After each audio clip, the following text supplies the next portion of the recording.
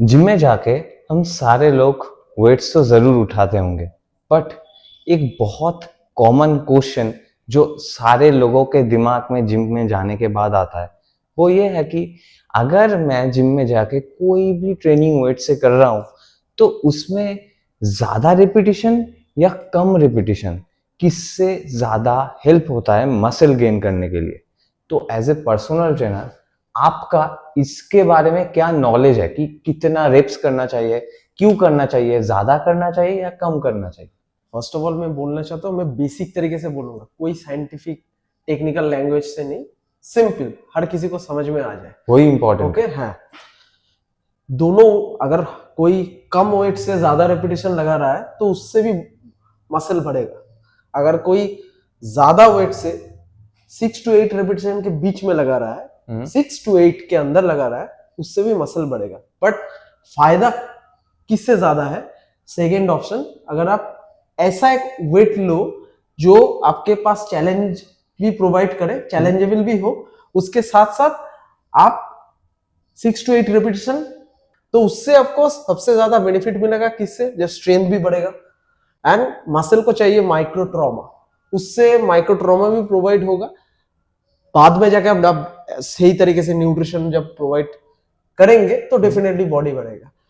Fast option क्या है कि ज्यादा रिपीटेशन, उससे भी बॉडी बनेगा। बट एक प्रॉब्लम है, अगर आपके पास टाइम नहीं है ज्यादा तो क्या है, आप कम वेट से आपको एक ऐसे रिपीटेशन तक जाना पड़ेगा जिसमें आपको सही तरीके से माइक्रो ट्रॉमा मिले मसल को बिल्ड करने के लिए। सो अगर आप 5 kg से बाइसेप कर लगा रहे हो तो शायद आपको अच्छा खासा आप जिम में आपका एक्सपीरियंस हो गया है वर्कआउट का, तो 5 kg से बाइसेप बढ़ेगा, डेफिनेटली बढ़ेगा। बट उसके लिए आपको मैक्स टू मैक्स 20 रिपीटेशन के ऊपर या 20 रिपीटेशन लगाना पड़ेगा। बट एक टाइम गैप तो ज्यादा बढ़ जाएगा ना। हाँ। तो उससे मसल गेन होगा, दोनों में ही मसल गेन का बेनिफिट है। बट अगर आप स्मार्टली हार्डवर्क को सही तरीके से इंप्लीमेंट करते हो तो मैं बोलूंगा 6 to 8 रेपिटेशन ऐसा एक वेट लो जिसमें 6 to 8 लगा भी सकते हो, बट चैलेंज के थ्रू। और एक इंपॉर्टेंट बात, स्लो रेपिटेशन नहीं लगाना है आपको। जितना आप फास्ट ही लगाइए, वेट आपको नीचे खींचेगा, बट आप स्लो से जो वेरिएंट होता है ना, स्लो में ज्यादा कॉन्ट्रैक्ट मिल रहा है, ये मिल रहा है, ऐसे काम नहीं करता है।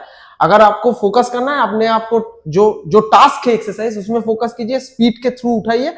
बट वेट आपको डेफिनेटली वो स्पीड को रेजिस्ट करेगा, बट स्पीड से ही होना चाहिए।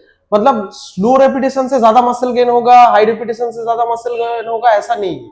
स्लो अगर करेंगे या ज्यादा रेपिटेशन बढ़ाएंगे तो टाइम तो ज्यादा लगेगा, एक आपके लिए प्रॉब्लम हो सकता है। बट अगर आप सही तरीके से सही साइंटिफिक चीज को मानते हुए करेंगे तो 6 to 8 रेपिटेशन, स्पीड भी सही होना चाहिए एंड आपका मसल गेन भी होगा विथ परफेक्ट न्यूट्रिशन। पर मान लेते हैं कोई पर्सन बीमार है और उसको कोई इंजरी हुआ है तो वो ज्यादा वेट नहीं उठा सकता, तो उस टाइम पे क्या ज्यादा रिपीटिशन कम वेट से करना बेनिफिशियल होता है? बीमार मतलब कोई भी स्पेशल पॉपुलेशन क्लाइंट हो गया, जिसको डॉक्टर ने रिकमेंड किया है कि आप एक्सरसाइज करना स्टार्ट कीजिए आपके फंक्शनल स्ट्रेंथ के लिए, ऐसा कुछ रिलेटेड आप बोल रहे हैं। हाँ डेफिनेटली उनके हिसाब से अगर बोला जाए तो उनके लिए तो 6 to 8 रिपीटेशन मतलब खतरनाक हो सकता है। तो ऑब्वियसली उनको स्ट्रेंथ को ग्रेजुअली प्रोग्रेस करना पड़ेगा फर्स्ट, देन वेट ट्रेनिंग उनको ज्यादा रिपीटेशन रख के पहले सेंट्रल नर्वस सिस्टम एडॉप्टेशन का भी एक एडॉप्ट होना चाहिए उनको सही तरीके से, form and technique. So as a beginner client अगर है या कुछ इंजरी से उठ के आया है, डॉक्टर रिकमेंड किया कि आप एक्सरसाइज कर सकते हो, तो उनको उस केस में मैं बोलूंगा कि ज्यादा रिपीटेशन, उनका सेंट्रल नर्वस सिस्टम एडॉप्ट हो उस चीज में, टास्क में, वो सही बात है, उसको देना चाहिए। बट उसका अगर प्रोग्रेस हो रहा है, ग्रेजुअली ओवर प्रोग्रेस हो रहा है, तो धीरे धीरे वेट इंक्रीज करना मेरे लिए नहीं, साइंस कहता है कि ये सही है।